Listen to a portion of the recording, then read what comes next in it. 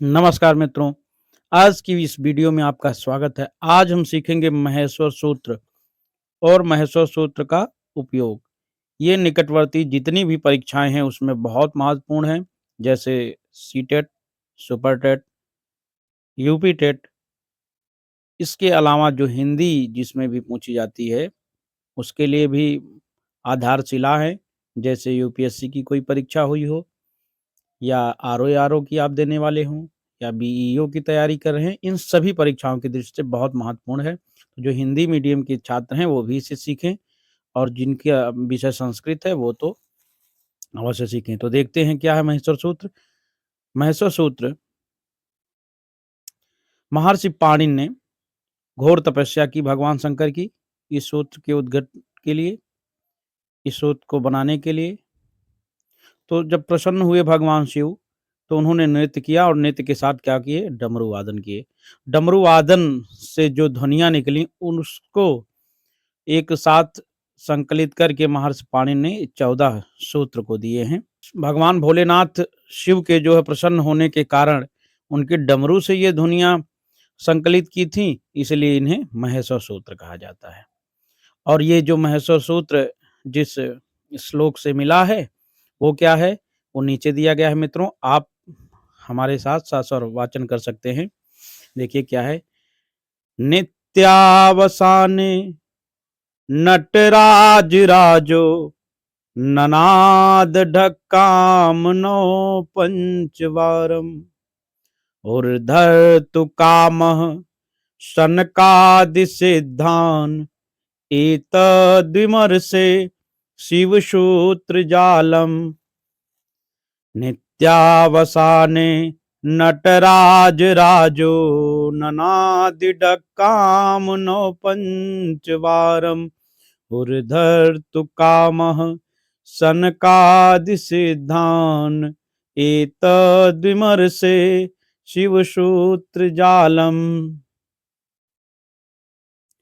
तो मित्रों, भगवान शंकर ने प्रसन्न होकर नृत्य किया और सनकादि सिद्धि जो ऋषि थे उनके उद्धार की कामना से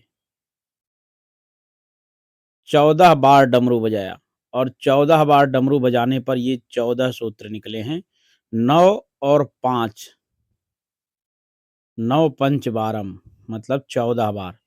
अब ये 9 पूरे के पूरे व्यंजन हैं और इस 5 में 4 स्वर हैं और जो 5वां है वो अर्ध स्वर में आता है।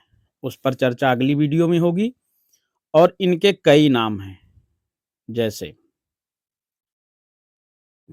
वर्ण साम्यनाय सूत्र भी कहते हैं, इसे चतुर्दश सूत्र भी कहते हैं, इसे शिव सूत्र भी कहते हैं, महेश्वर सूत्र कहते हैं। चूंकि प्रत्याहार सूत्र से इसका सभी प्रत्याहार इसी सूत्र से उद्भव हुए हैं तो इसे प्रत्याहार सूत्र भी कहते हैं, जैसे अड़ प्रत्याहार। तो ये महेश्वर सूत्र क्या है, तभी आप अड़ प्रत्याहार जान पाएंगे। तो चलिए महेश्वर सूत्र देखते हैं कि है क्या। जो 14 सूत्र है वो क्या है? पहला अ ई उ ड़,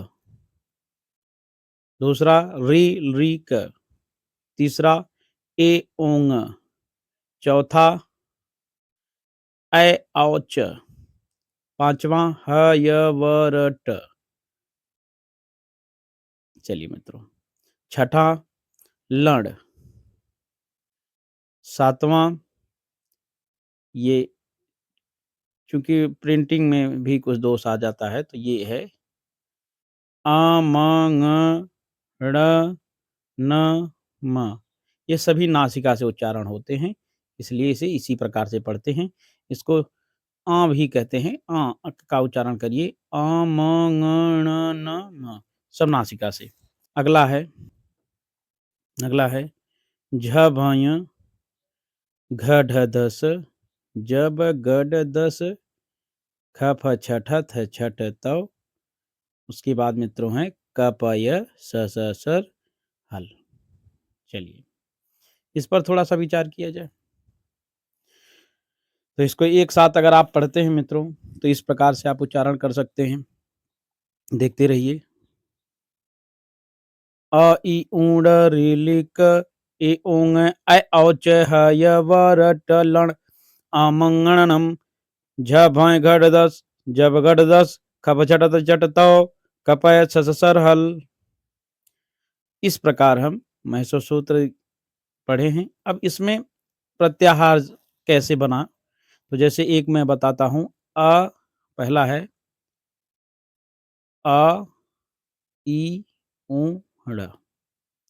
तो ये जो लास्ट का अक्षर है ये इति संज्ञक होता है और पहला और लास्ट का मिला करके एक साथ जब रखते हैं तो एक प्रत्याहार बनता है। तो जैसे देखिए ये अण प्रत्याहार के अंतर्गत ये आया।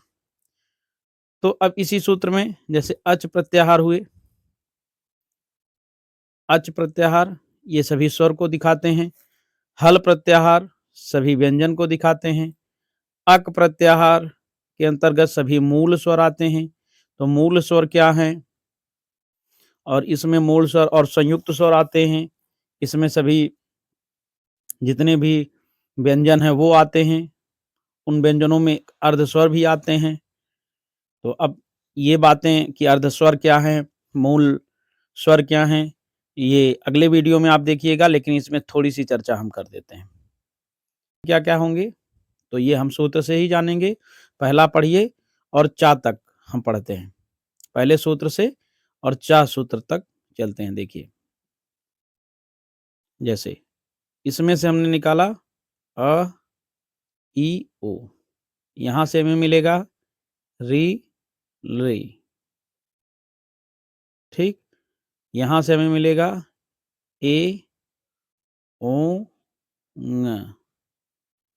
ङा छोड़ देते हैं हम।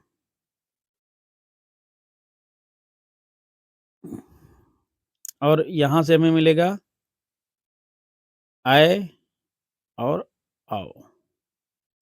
तो ये इतने मित्रों अच के अंतर्गत आएँगे और चा इच संज्ञक होता है तो वो शब्द वो वर्ण गिनने में काउंट नहीं किया जाता है।